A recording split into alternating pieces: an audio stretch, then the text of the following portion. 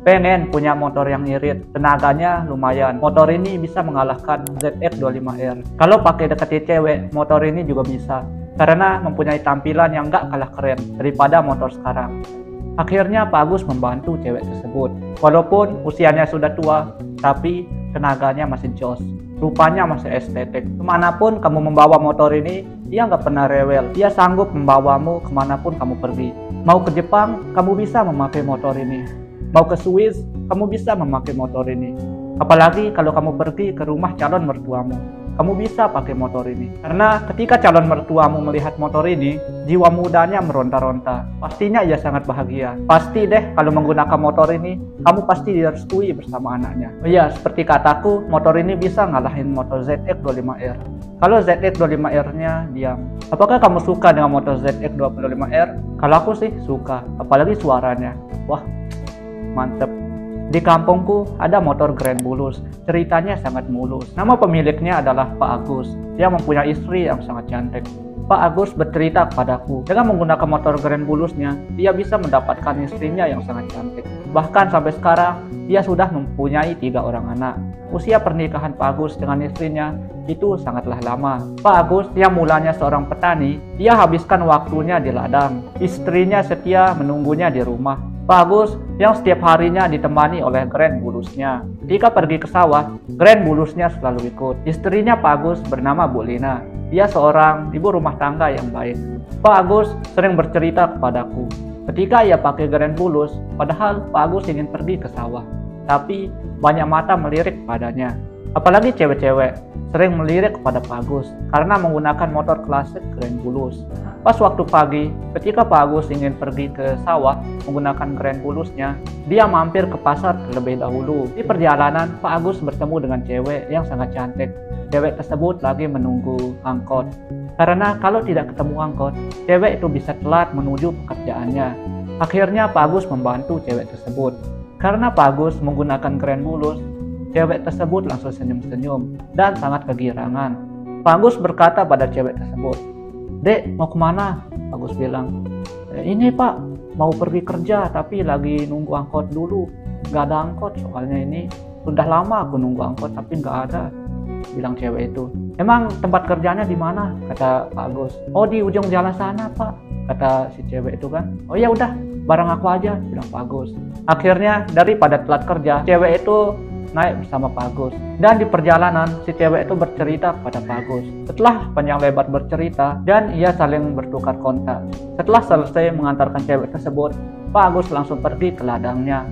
Setelah sampai ladangnya, ia langsung memeriksa buah cabenya. Ternyata cabenya berbuah banyak dan sangat lebat. Dan pada proses penjualan, Pak Agus mendapatkan untung yang sangat gede. Bahkan dengan untung yang sangat gede tersebut, Pak Agus memutar uang tersebut untuk dijadikan modal dan ia membeli cabai dari petani lainnya. Pak Agus ingin menjadi seorang pengepul cabai. Seiring berjalannya waktu, usaha Pak Agus semakin sukses. Istrinya sangat senang dengan kinerja dan usaha Pak Agus.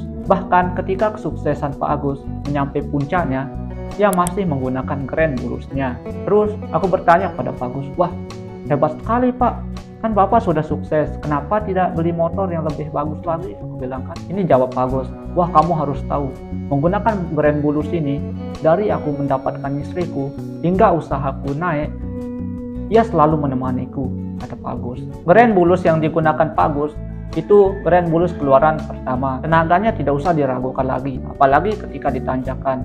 Karena rumah Pak Agus masih di pedesaan, itu jalannya masih rusak dan tidak bagus seperti di jalan-jalan sekarang. Tapi dengan Grand Bulusnya, ia bisa melewati jalanan tersebut. Jika usaha Pak Agus lagi lancar-lancarnya dan lagi berjaya-jayanya, godaan mulai muncul. Belum lanjut, jika kamu suka dengan video ini, jangan lupa subscribe. Ternyata seiring usahanya maju, Pak Agus mulai nakal.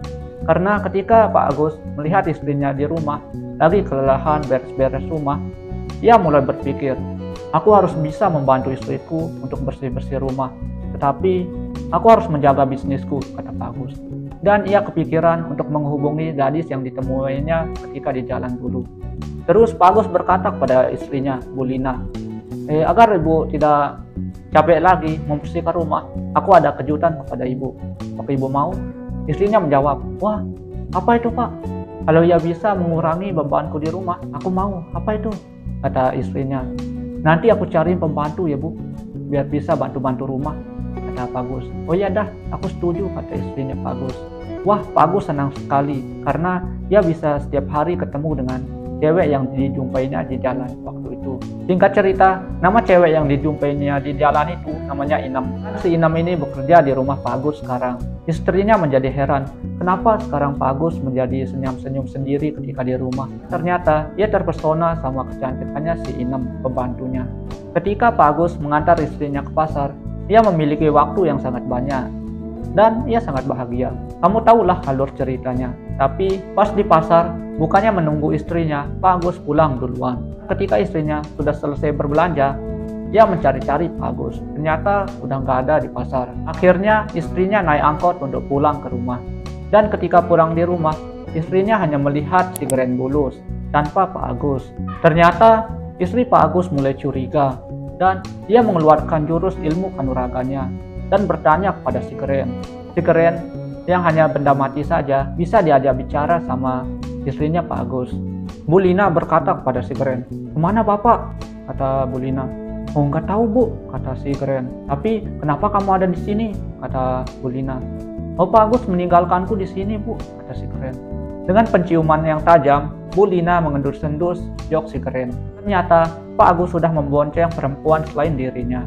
Si Gren diinterogasi sama Bu Lina hingga larut malam. Saking jujurnya si Gren membuat hati Bu Lina menjadi sedih dan ia menangis sangat keras. Bahkan tetangga sampai mencari tahu kenapa dengan Bu Lina, kenapa ia menangis sangat keras. Akhirnya Bu Lina mengeluapkan emosinya kepada si Gren dan memotong bagian belakang si Gren. Entah dari mana ia keluar, ia melihat motor kesayangannya itu sudah terbelah dua. Pak Agus sangat marah kepada Bu Lina.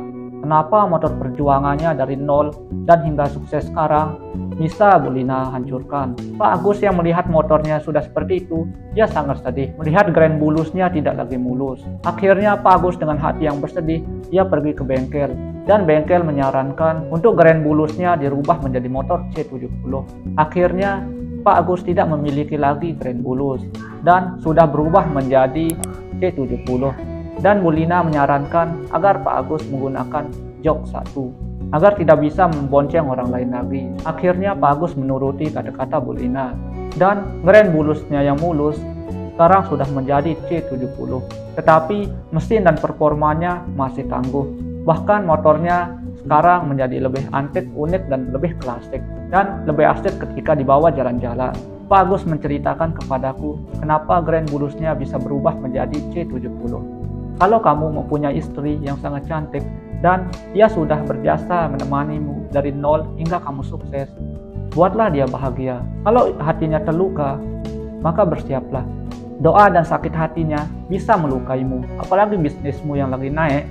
Kalau istrimu tersakiti, itu bisa saja hancur seketika.